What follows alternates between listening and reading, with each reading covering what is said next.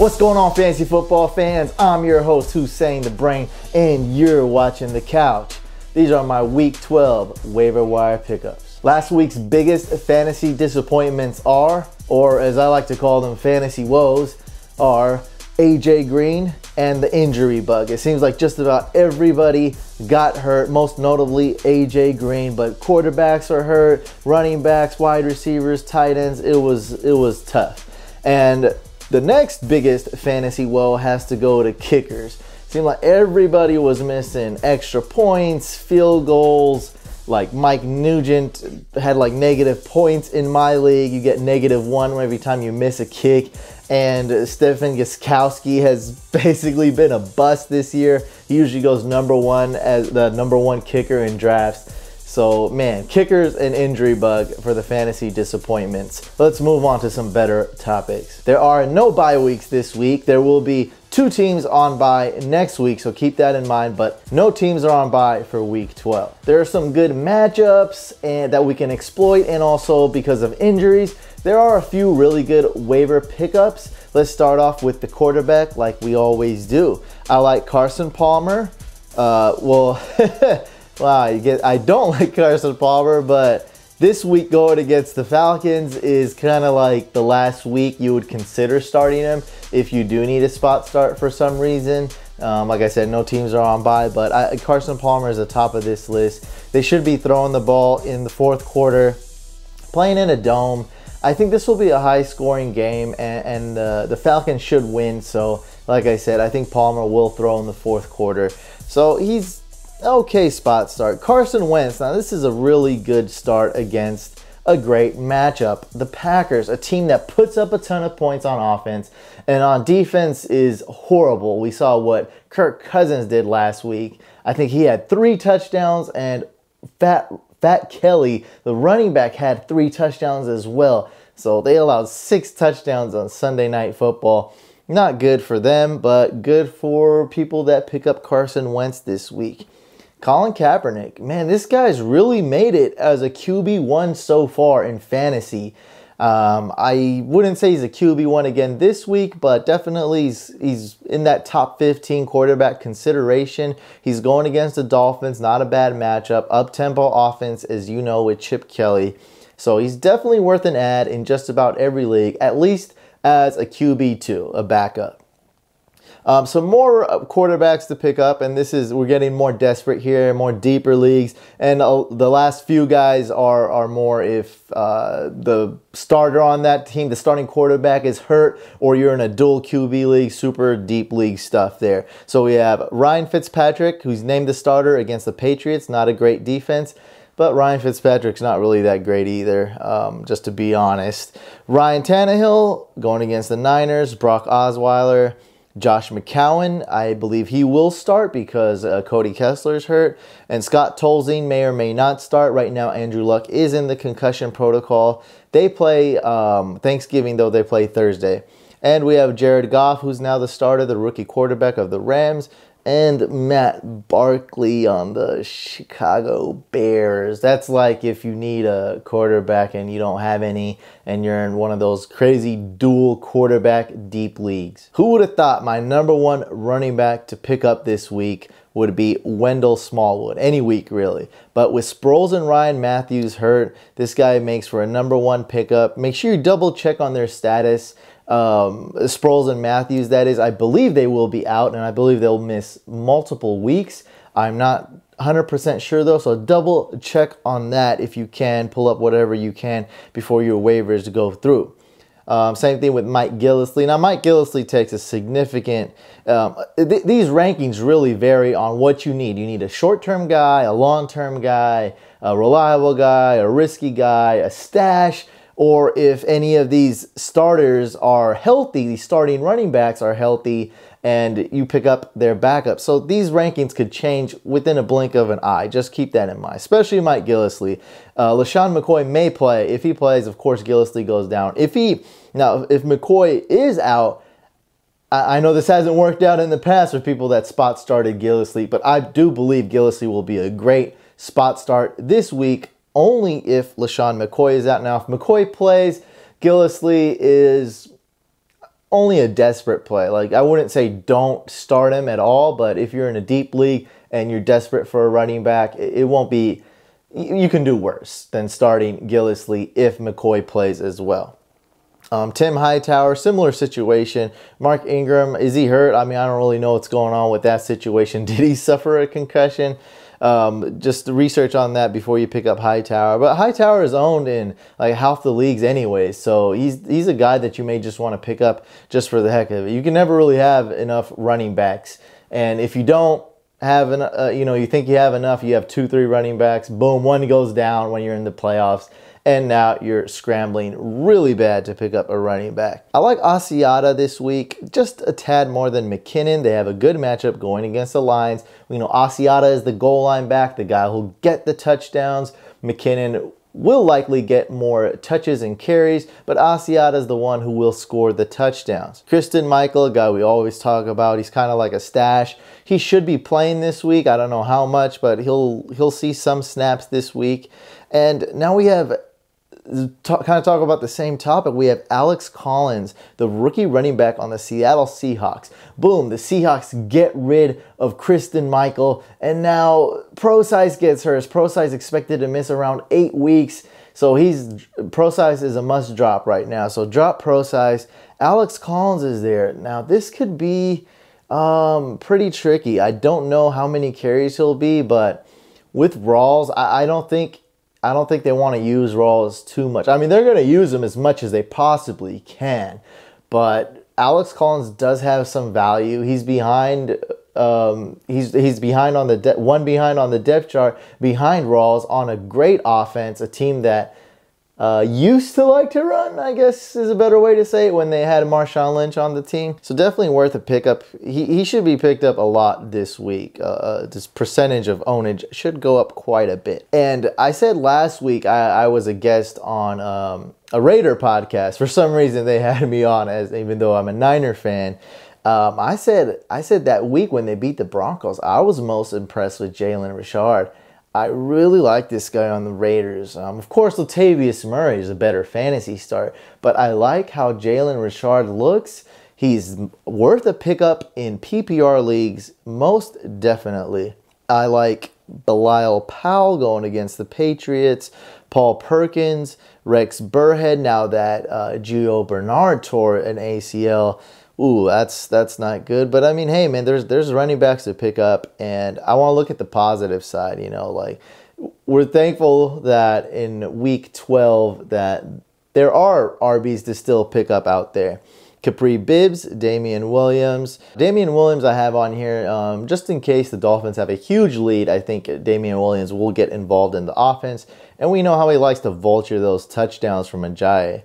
Benjamin Cunningham, this is more deep league, handcuff, PPR only leagues. Same thing, he's got a good matchup. That's really it. Other than that, he's not worth a pickup. And in super deep leagues, we have Derrick Henry and Robert Turbin. For wide receivers, kind of like I said before, these rankings could change in a blink of an eye and will change depending on your needs and what you're looking for. I got Sammy Watkins as a stash. He could be back as early as this week, maybe next week, but they're desperate to have him back. They'd love to have a wide receiver on that team. Seems like everybody's hurt. I mean, the Bills have bad luck and disaster on as far as staying healthy, but man, they're still a decent team, which is surprising. And when Sammy Watkins gets back, I bet Rex Ryan and Tyrod Taylor is going to be really happy. He could return as early as week 12. Eli Rogers, now that Marcus Whedon is on IR, Sammy Coates is basically irrelevant. It's supposedly due to his hand injury. Now, I do buy that, actually. I do believe that. But Eli Rogers is a number 2 wide receiver, and that's all we need to know. Corey Coleman. Now that Josh McCown is starting, I think Corey Coleman has some value. I kept him. I had to make some tough decisions when my players were getting healthy off the IR spot. Do I keep Coleman? Who do I keep? What do I do? So I dropped right, decided to stash Coleman, and I'm really happy that I did that because he has some upside going forward on a team that's going to have to pass. And I'm not saying this guy's a stud. This guy's going to be awesome, but he got a lot of targets. I believe he got double-digit targets week 11. That bodes well for him, so I do like him as a stash. This week, Mohamed Sanu, I really see this guy being a sneaky, not too sneaky of a start, but I think he has a good matchup. He'll be good this week. And of course, now that AJ Green is out, Tyler Boyd and Brandon LaFell value increases. They should be picked up in a lot of leagues. If I had to label these guys, I'd say Tyler Boyd is a little bit less risky and probably a little bit better in PPR formats.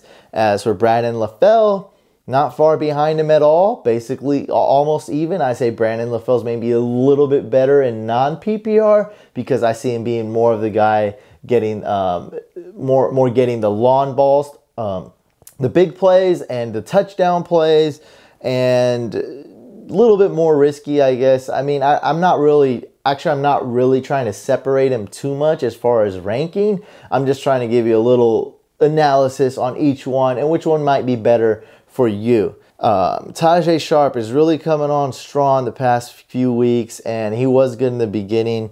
I think he's the number 2 wide receiver on the tight ends. Like I said before, I dropped Kendall Wright. I still like Kendall Wright, but you have 3 options ahead of, well, DeMarco Murray, you could count that. Really 4 options ahead of him. Walker, DeMarco Murray, Sharp, and Rashard Matthews. So Sharp gets a boost in value.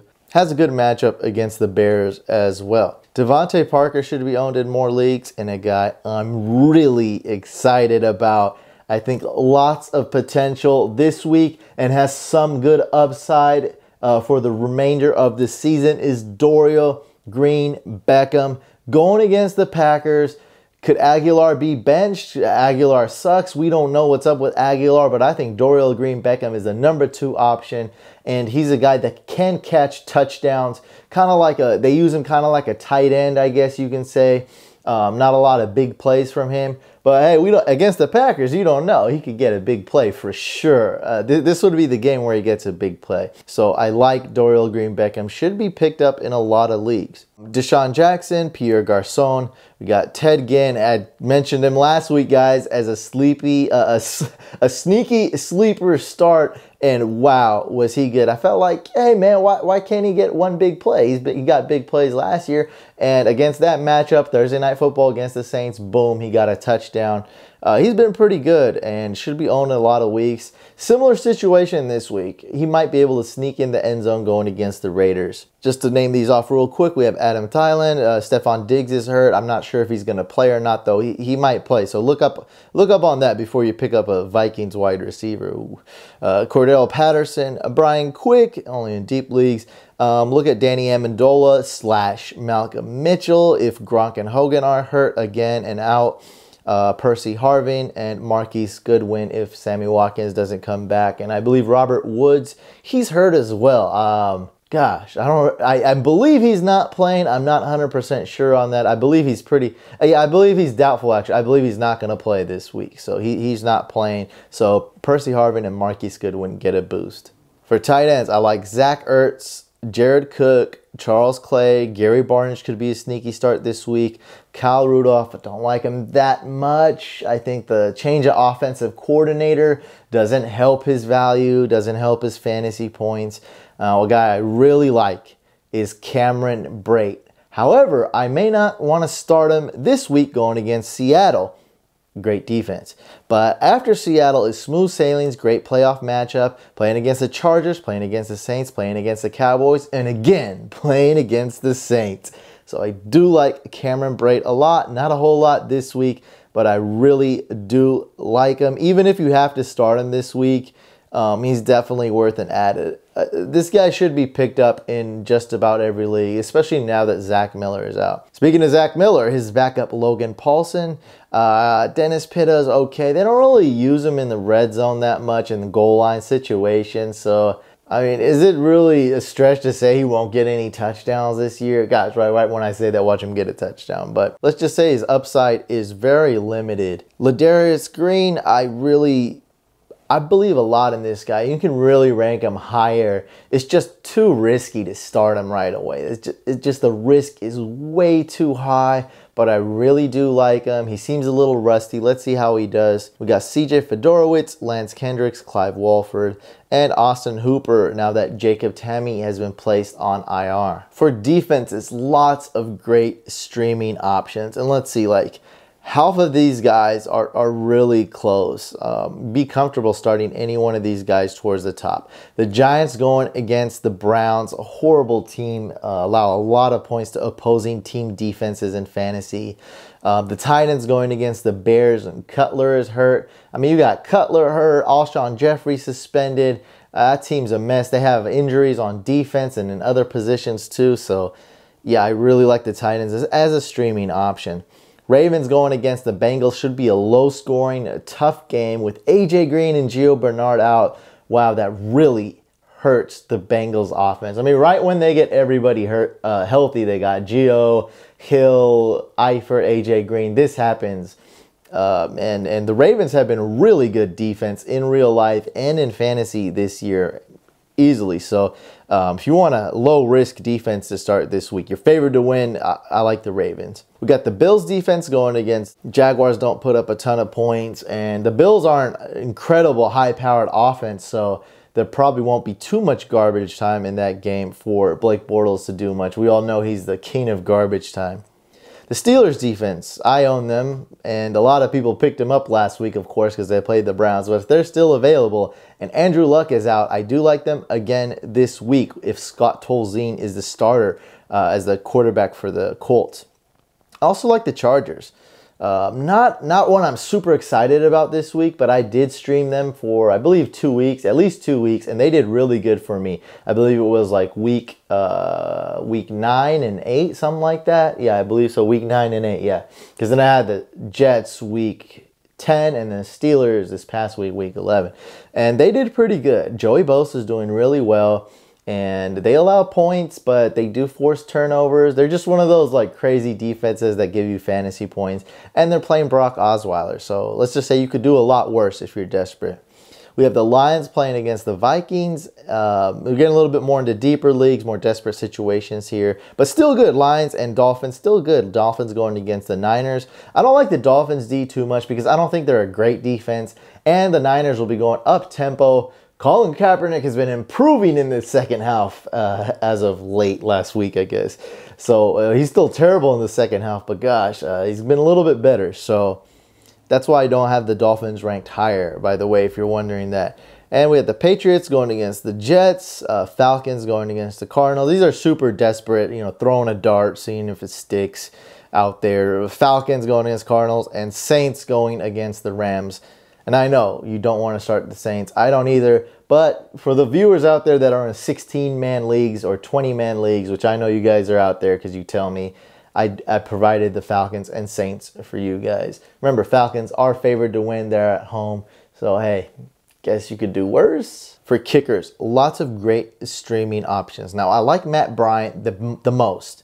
But I think Dan Carpenter has the best matchup going against the Jaguars. They allow the most points to opposing kickers. So that's why I really like Dan Carpenter this week, especially if McCoy is playing. I really like him. I would probably, if like this week was a must-win for me or an important game, which for me it is, I might rather go with Dan Carpenter over Matt Bryant. Well, you know what? I probably go with Matt Bryant because it's so hard to predict kickers because he's going to be good this game and for the future. I mean, Matt Bryant is one of the best kickers, and in a lot of leagues, he is the best fantasy kicker. So I guess you can have Matt Bryant number 1 and Dan Carpenter number 2. Again, these rankings are more for what you're looking for, and kickers is hard to predict anyway. I like Sebastian Janikowski. Caleb Sturgis going against the Packers. Really good matchup. Packers defense sucks. Robbie Gould, willing to give him another chance, but don't rank him too high. Dustin Hopkins, I think he's a little overrated, but still good. It's still good, though, and that's why I didn't pick him last week. as I thought he was a little overrated. A lot of people liked him and started him last week.